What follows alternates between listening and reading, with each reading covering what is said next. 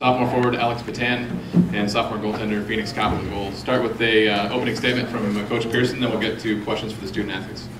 Well, I was really proud of our team tonight. I thought right from the get-go we played well, considering the ice conditions. Both teams obviously had to play on them, but I thought we did a lot of good things. Really took control of the game. I thought in the second period, even though score we were only up 1-0, I thought we should have been up more, and I give them credit. They started the third period, scored that power play goal, and took the momentum back.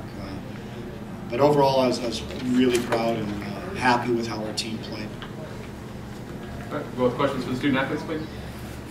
Alex, you talked about how you hadn't played many outdoor games before this. What was your first experience in the whole atmosphere like? I was really excited for that first practice. Just walking through the dugout there kind of sent some chills up my spine, as well as everyone else. And as soon as we hit that ice for warm-ups, it was definitely an experience of a lifetime. Obviously, we knew the ice conditions weren't that great, but we adapted well, and I thought everyone had a great game. It was super exciting for me.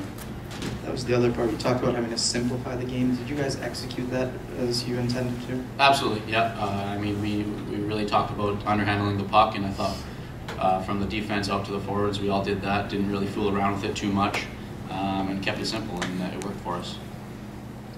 What's it mean for you guys to be able to defend your title in the championship game tomorrow? It's huge. I mean, obviously our first goal was to get through this game to get to the championship game, and that's done and over with now, and we have something to focus on for tomorrow, and it'd be a great thing to go back-to-back. It's been many years since Michigan Tech's done that. As a goalie, does it ever run through your mind that you haven't given up a goal at the Great Lakes Invitational yet? No, it's not something I think about. I just go out and try and give the guys in front of me a chance to win every night.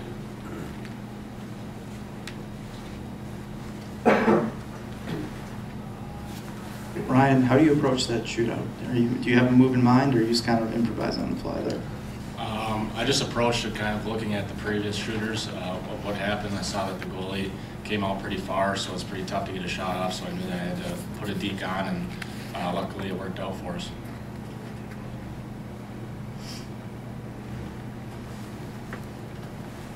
You guys hit the crossbar. There was a booth review on a possible goal. I think there was another breakaway that missed just right at the goal there at the end of regulation. Did you feel snake bitten at any point, or were you getting anxious when those almost goals weren't happening there for you? I think that it's been a couple games for us where pucks haven't been really bouncing our way. We've been getting a lot of shots on that and a lot of opportunities. I think we still felt confident in the third period, although we didn't score on those opportunities. We knew that they were coming. We were outplaying the other team. So I think that we played with confidence, and we knew that we deserved to win the game.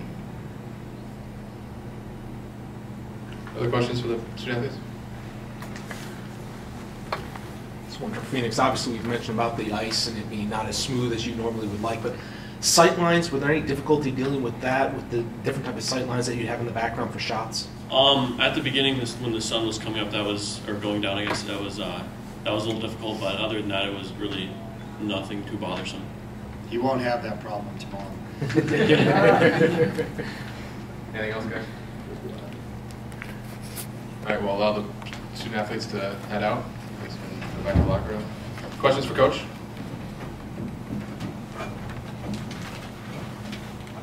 You called that timeout, and then 4 minutes later your team scores a goal. What was your strategy behind doing that?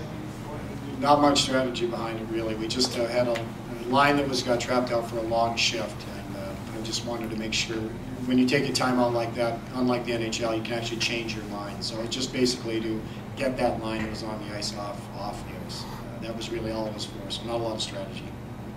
Hey Mel, what'd you think of just kind of like the scene and everything, the whole deal, like before the game, like during the pregame skate? Yeah, it's my 4th outdoor game, so I've experienced them before as a coach. But I thought it was pretty cool to play here in Comerica Park, home of the Tigers and whatnot. And I think our team probably is more excited than I was, which is great. You're trying to make sure that they understand that take everything in, enjoy the experience, make the most of it, but at the same time we have a hockey game to play. So, but it's still a pretty neat environment, even though maybe it wasn't a full house. It's still pretty cool.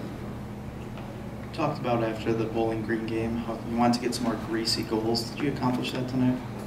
Well, I think we did. I think both goals were maybe the greatest scoring opportunities we had. We didn't score on our best scoring opportunities tonight, and that's plagued us a little bit this year. But you have to. I think in a game like this, setting like this, the way the ice conditions are, you're not going to get a lot of maybe great goals. And you have to get to the net and hopefully get a bounce, rebound here, or a break. And I thought we did that tonight. Mel, what would it mean to both you and the program to get your first back-to-back GLI wins since '79 and '80? Well, it'd be huge. It's not only for ourselves and our team, but just all the people who've supported this program for so long. We've got a great alumni base, great fan base here in southeastern Lower Michigan, really in all of Michigan. So, and they support us.